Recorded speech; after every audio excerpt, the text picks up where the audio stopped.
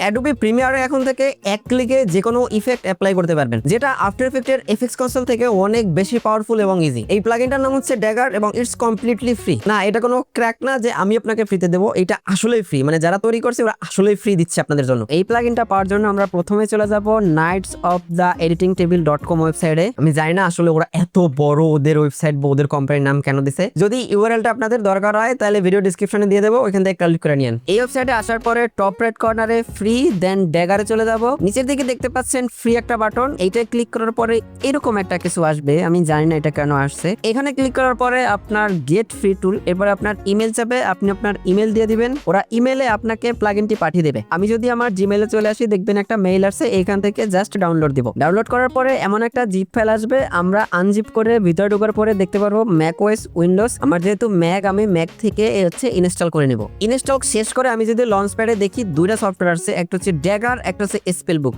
ড্যাগারটা মূলত হচ্ছে আপনার ইফেক্টটা অ্যাপ্লাই করবে, আর স্পেল বুকটা হচ্ছে আপনার শর্টকাট সেট করবে। শর্টকাট সেভের জন্য প্রিমিয়ার প্রো ওপেন করে উইন্ডো থেকে চলে যাব এক্সটেনশন, দেখতে পাচ্ছেন স্পেল বুক। এইখান থেকে একদম শুরুতে দেখতে পারবেন